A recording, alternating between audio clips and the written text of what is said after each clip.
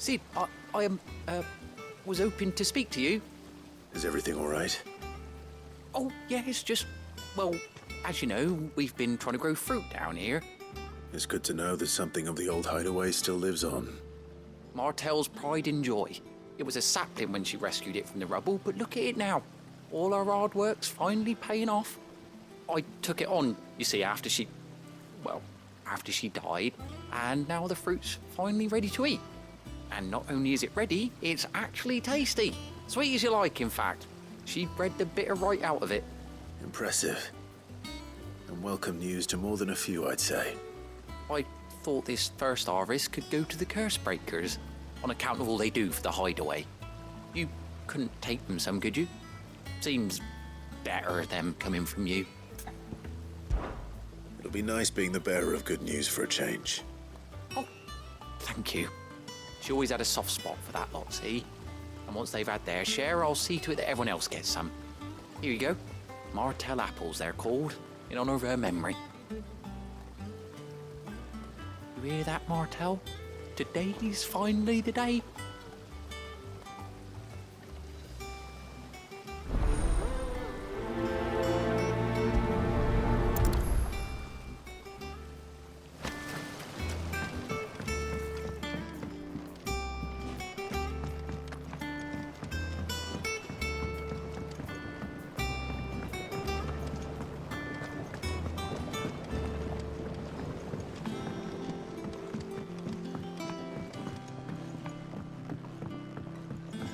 Did you come through the forge today?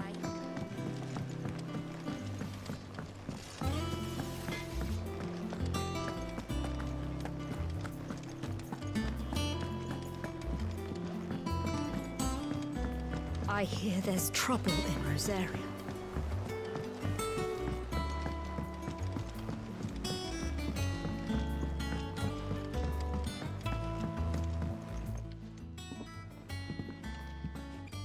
You two look like you could use something to eat. Here. Courtesy of Martel.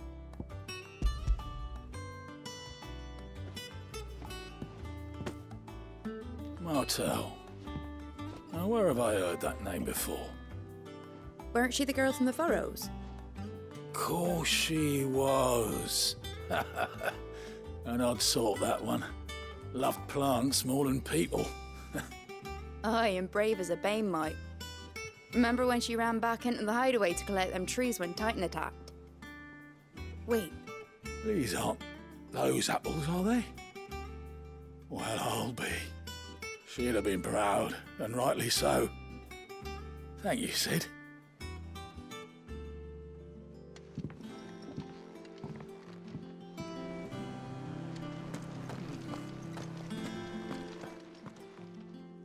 A gift from the backyard. For your service.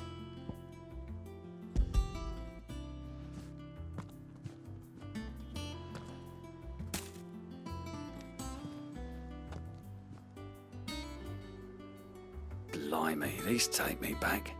I haven't seen a hideaway apple since. Old Sid was the only one who could stomach the things. He'd nab 'em right from the branch, made Martel livid.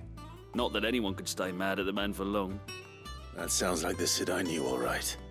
Planning on keeping that lot to yourselves, were you? Hang on. These aren't Martels, are they? I'm glad to see someone carried on what she started. Can't have been easy, not in the Deadlands. Reckon she'd be happy knowing all her hard work didn't go to waste. Clive, tell the lad down in the backyard to run some over for me, will you? Not so much as a thank you. Well, I've got some manners at least. Thanks, Sid. You can leave the basket with me. I'll see that the others get their share. Oh, and give our compliments to the gardener, won't you? That was the last of the apples. I should head to the backyard and pass along everyone's regards. that broom's as ragged as goat's locks. I hear there's trouble in Rosaria. Think it's all right to touch him?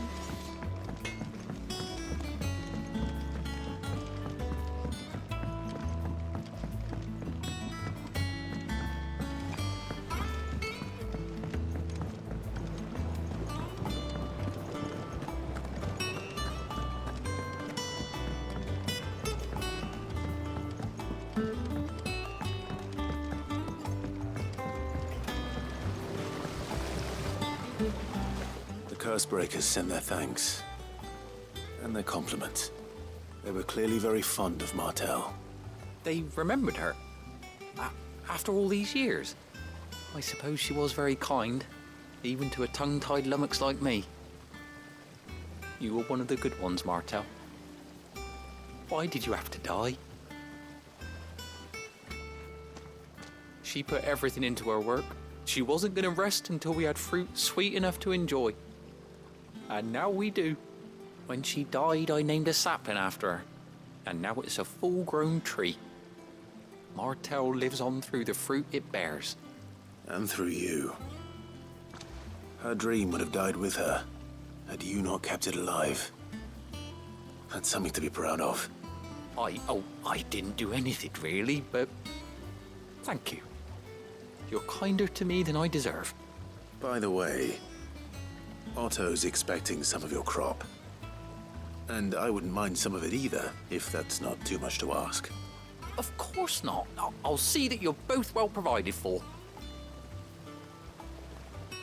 They like your fruit, Martel. Isn't that wonderful? I'd say it's about time we planted you some siblings, don't you think?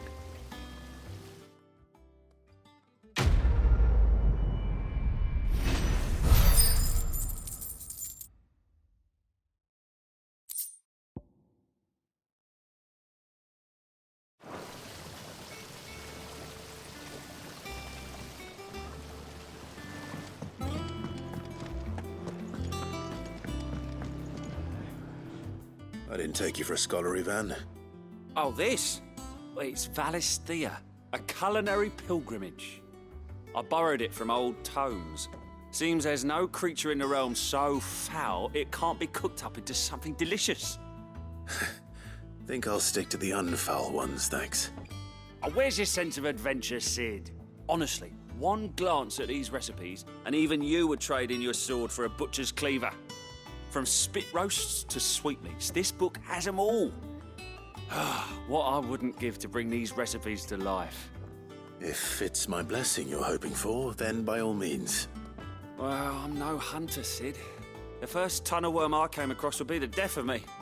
But you're made of sterner stuff. Would you help me resurrect one of these recipes? Something tells me you won't be taking no for an answer. Fine, I'll help. Fantastic! Thank you.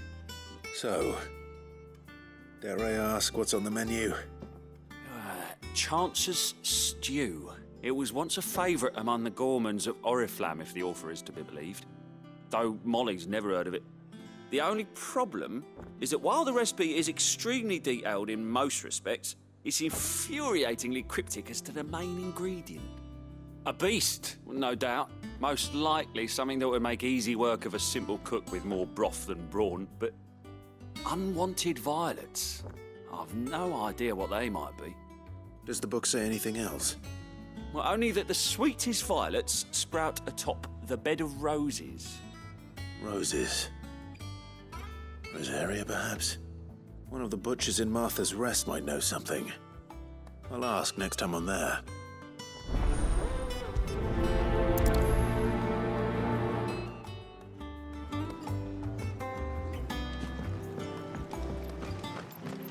Thank you for sticking with us.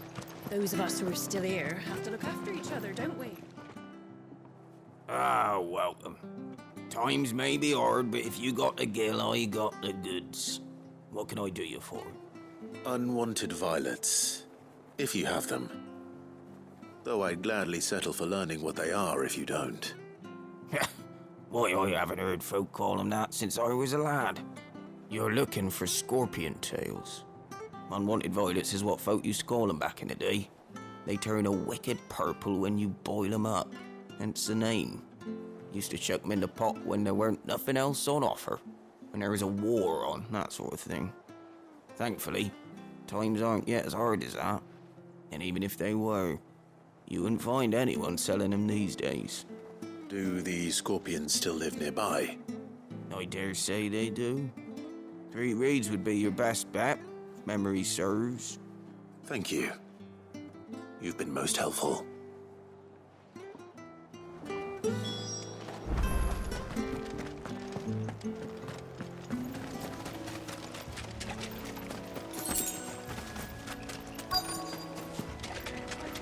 Scorpions. At least I know what I'm up against.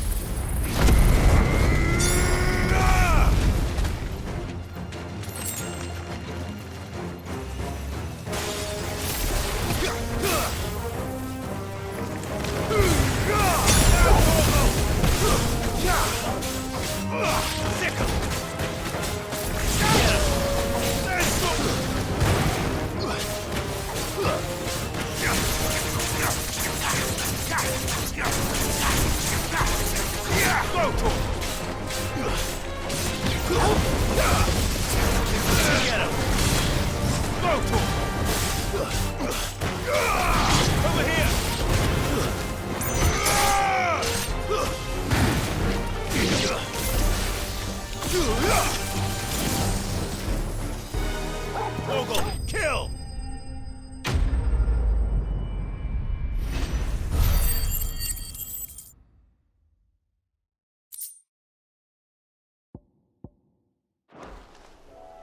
I better get this back to Yvonne before it goes bad. Or any worse, at least. Did you find our mystery ingredient? I did indeed. Marvellous! Let's see. What am I supposed to do with this? It's poisonous, surely. You wouldn't be wrong. But that's your unwanted violet. Into the pot it goes, I suppose. Wait here. I won't be long.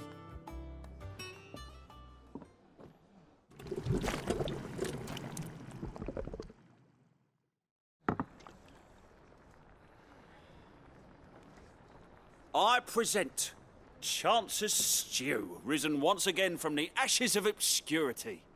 Grab a spoon, Sid. Let's eat while it's hot. I'm, not hungry. Well, it'll be too late once I've licked the bowl clean. Your loss.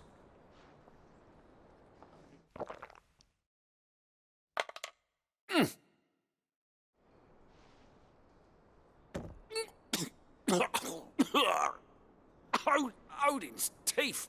What an assault on the senses. It's like choking on swamp water.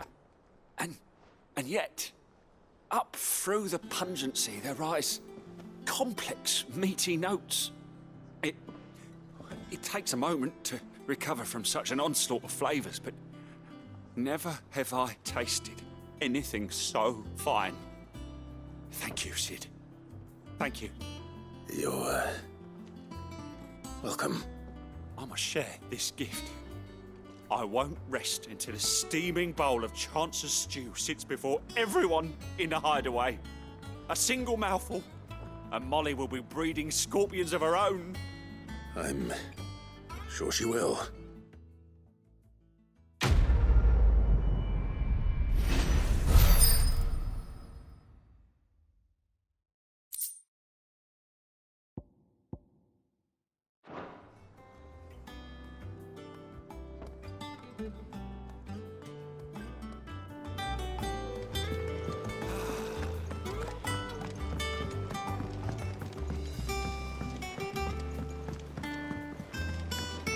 I could have sworn we had a few more.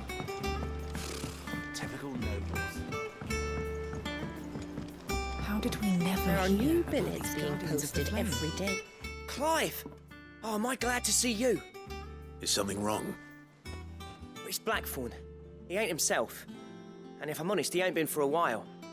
Normally it only takes a couple of drinks to perk him back up, but not this time. Something's getting him down. And whatever it is, he ain't telling. It's like he's lost his spark, you know? He's barely got enough fire in his belly to get the ump about stuff.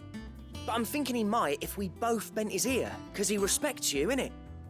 So, what you say? Fine. If you think it will help. Knew you'd understand. But if he doesn't want to talk, we let him be. He'll open up when he's ready. All right. Now, he'll only smell a rat if we both turn up at once. So, I'll go first, and you can meet us at the forge. Wait a bit, then head over when you're ready.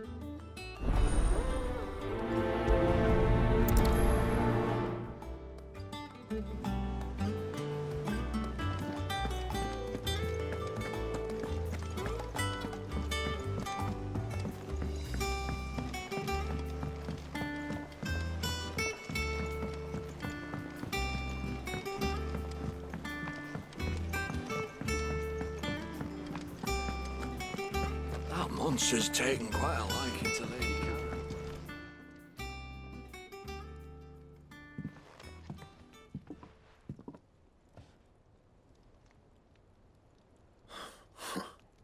First August, and now you. What are you pair up to? What's it got to do with me? August was worried that something had been weighing on your mind. I thought you might want to talk about it. Did you now? I told you not to stick your nose in my business. What'd you go and do? Clive just wants to help, innit? What's so bad about that? Talk to him. You never know, you might feel better for getting it all out in the open. Please, mate. I'm worried about you. Phil shut you up. It's nothing really. Stupid. Not the sort of thing you bother people about. Why don't you tell us all the same?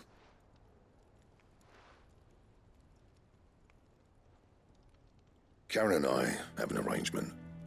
I keep an eye on Goots, and she shows me what the competition's up to. Interesting arms and armor, things like that. Anyway, the other day, she shows me a cuirass she's come by. Masterpiece of level work. Light, supple, and tougher than it had any right to be. Made my stuff look like heavy, clumsy shit. I should have brought the bastard thing there and then just to study it, but I was too proud. And now every time I reach for my hammer, I'm reminded that I'm not the craftsman I thought I was. There. You happy? You got what you came for. Now piss off. All right. We're going.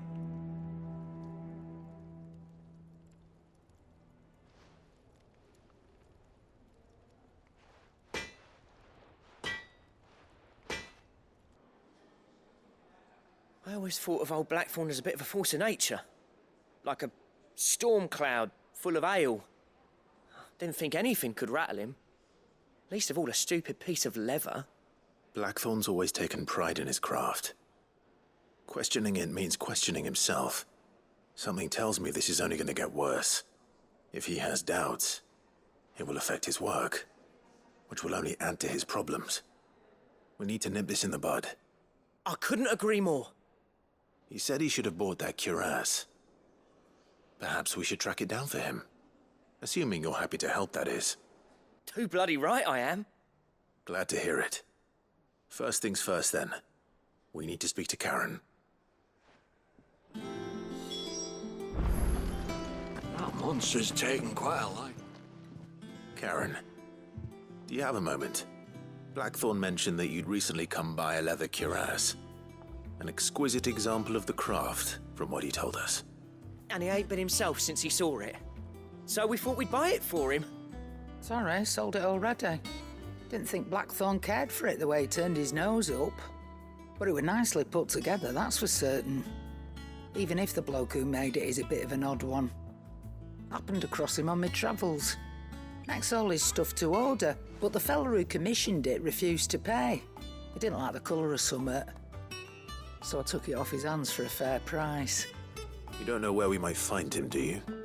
Like I said, he's a bit of an odd one. Doesn't even have a workshop. He don't trust hunters neither, which means he spends as much time out tracking beasties as he does working their hides. I see. He did tell me something, though. Apparently, his next commission's for a set of griffin hide greaves.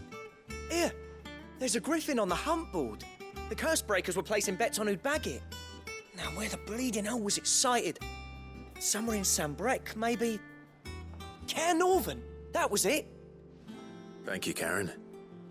We'd be lost without you. At least you admit it. So, it sounds like going after that griffin might be the best chance we have of finding our roaming leatherworker. I'll leave the hunting to you if you don't mind. While you get on with that, I'll ask around the markets. See if I can't sniff out who he is and where he's hiding. Good idea. Hopefully one of us will be able to track him down.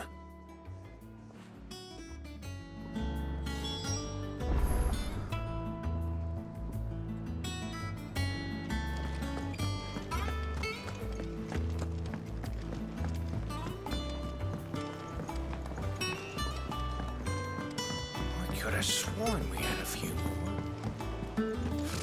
Typical nobles.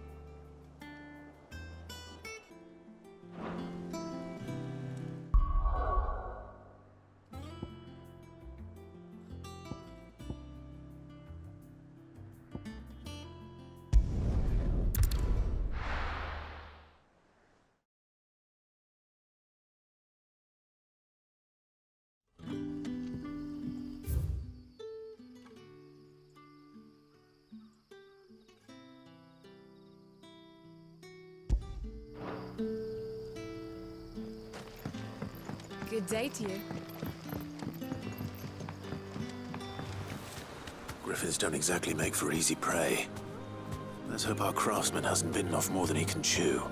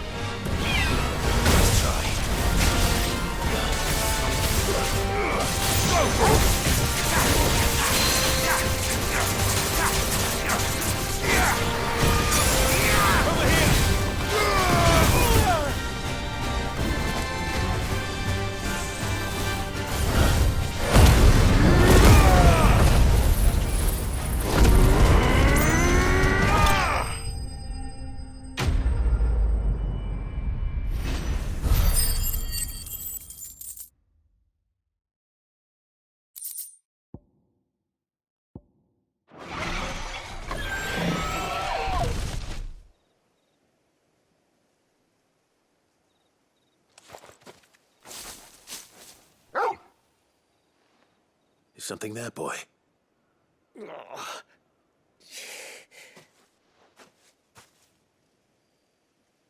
Could that be our man?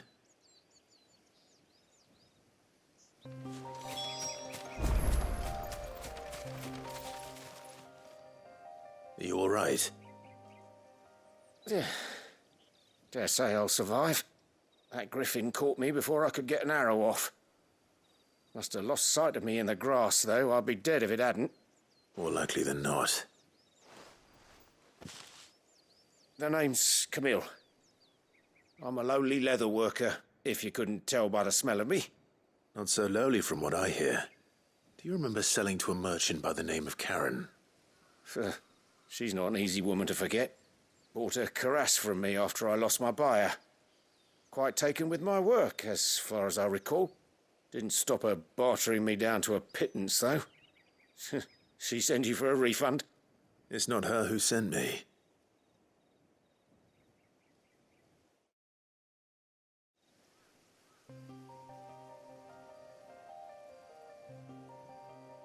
Well, consider me flattered.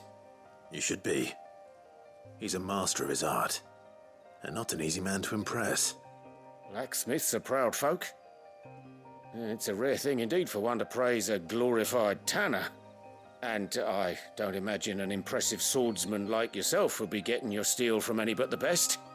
I'd dearly love to help a fellow craftsman, but... Well, actually, I suppose you could give him this. What is it? Treated leather. Same stuff I used to make that cuirass.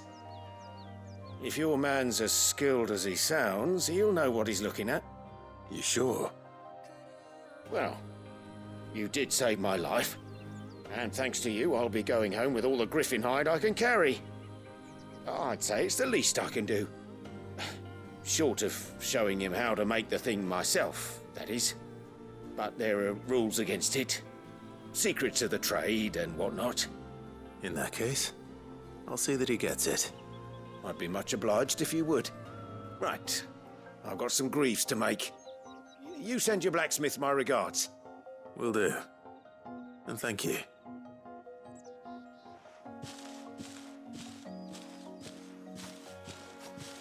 Hopefully this will sweeten Blackthorn's mood.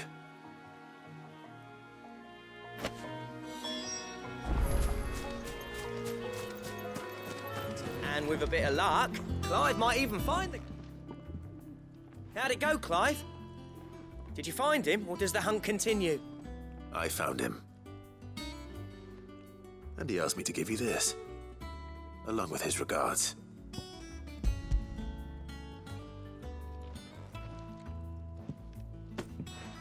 You're joking.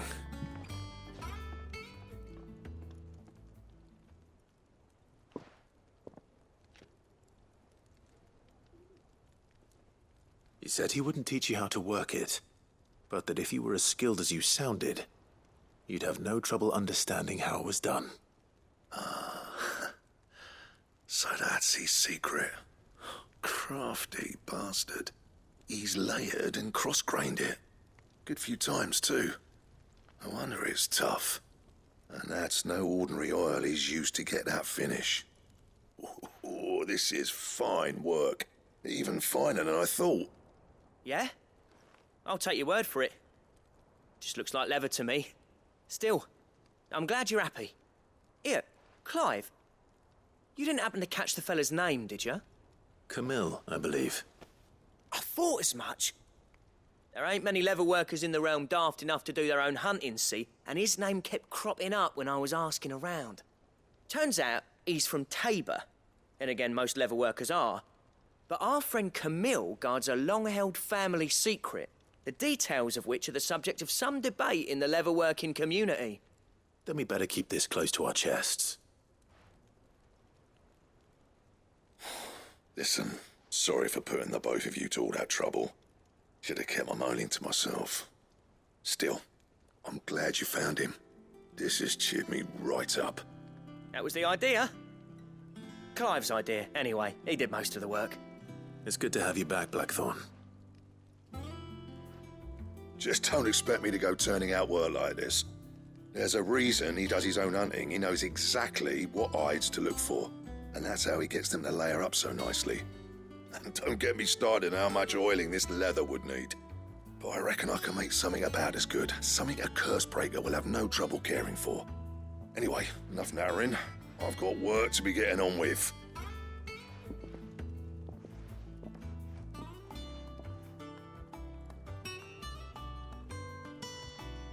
Looks like we won't be needing a new blacksmith. As if there was a better one out there. I wouldn't have been the same anyway. No one spins a yarn like old Blackthorn in his cups. Right, now that's sorted, I've got duties to attend to. Thanks, Clive. You've given me my mate back.